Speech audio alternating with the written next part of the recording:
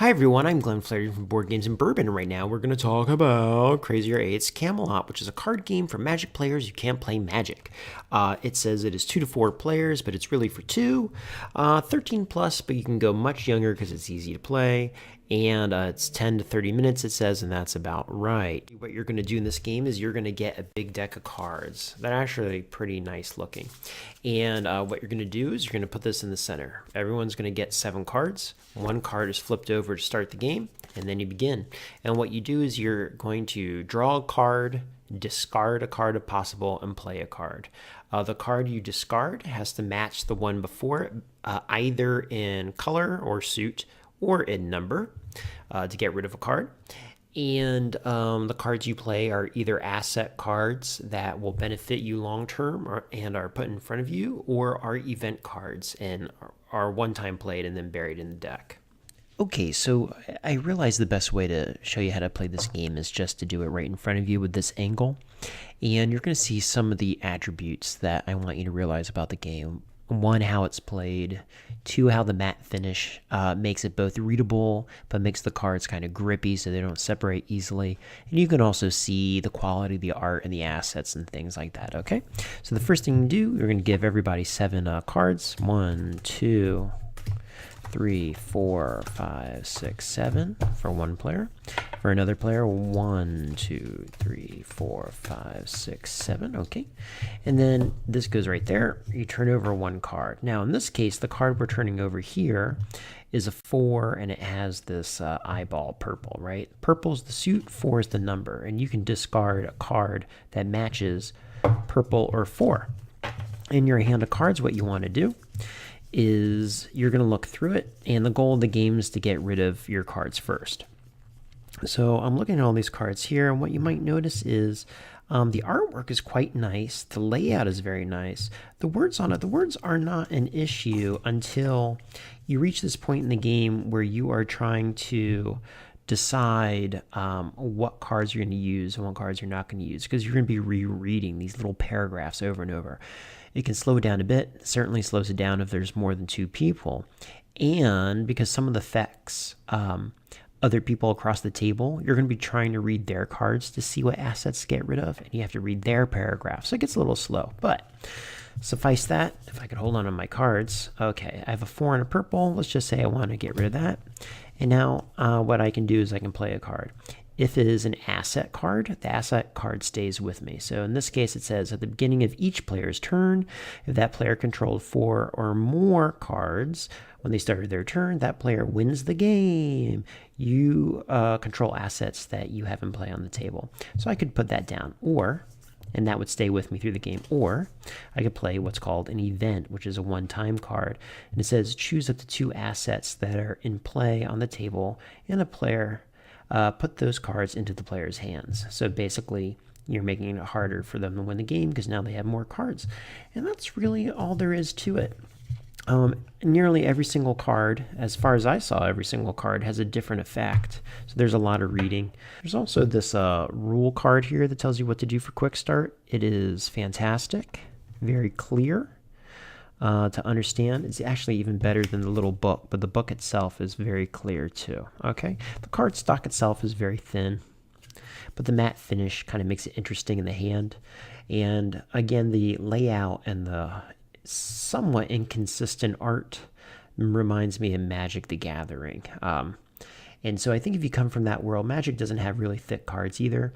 So I think this would be, fair course. But in the hobby world, this really is not where the standard is currently. Okay, and that's really all you do. You do it till your hand's empty.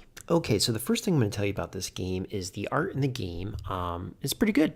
The art in it is public domain art. I was curious because it looked like it would be. That's not to say it's bad or anything, but I asked the designer and he confirmed that. Now, the art in the card is actually quite colorful. The images are really great, and he chose a card style that really brings it out and lets you appreciate the cards. Okay, so the art itself, I'm going to give 7 out of 10. It's not designed necessarily for this game, but that's fine. There are a few anomalies that make no sense. Like this is Camelot, but then you have pictures from Washington and Oliver Twist era. That doesn't really fit. This over here, this card here makes me think of like it's a still almost from like an animated movie or something like that. But overall, it's pretty darn good. The card design itself, the text is very clear. The layout is really nice. They've gone through efforts to make the layout look really appealing, but I do have an issue with the suits of the cards. Now, if you're trying to bring me into this world of Camelot, you should have, and you need ranks. Do 1, 2, 3, 4, 5.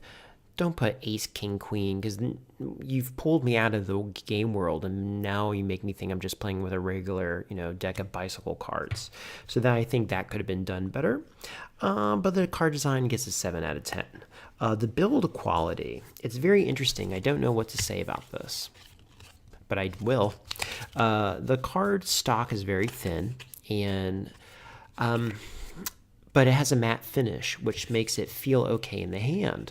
Now, the interesting thing here is there's a good side and a bad side to this. First of all, coming from the world of Magic, the cards are not thick in Magic, and the art's all over the place.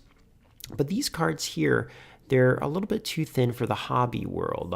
In general, hobby cards of the day are thicker than this. However, the matte finish on it not only benefits to make it much more readable, but it gives it an interesting hand feel, which actually kind of makes it, acceptable. The downside to the matte finish is that it makes the cards grippy, so when you're trying to draw cards, sometimes they stick together, and that can be annoying. Okay, so the build quality overall, give it a 6.8 out of 10.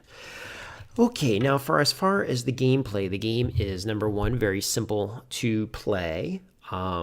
The cards, unfortunately, because of the gameplay, are going to be hard to read. Now, for other players, for you, they're fine because they're up in your face. But when you have cards that say things like, I need to switch cards, or I need to steal a card or bury a card, and you're trying to read what other people have, you are not going to see this little line of text from across a table or something like that.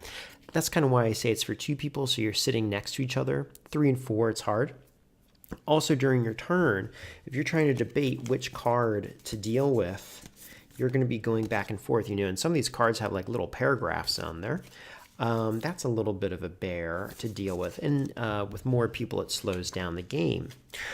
Okay, now if I were to tell you overall my thoughts about this game, it's this.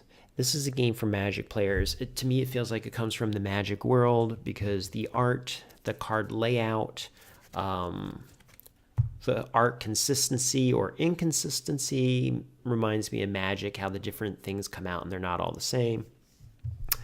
If you're from the world of Magic and you need to play a card game with somebody who doesn't know Magic, I think you'll enjoy this. So I give this a 7 out of 10. But I think if you are coming from outside of the world of Magic, this will be just another Uno style game for you. And so I'd probably get a 6 out of 10. You'll play it, but it might not be your preference. But that doesn't mean it's a bad game at all. Okay, so the game is called CRAZIER 8s. Check that out for yourself and see what you think, okay? All right, thank you so much, everyone. Talk to you soon. Bye-bye.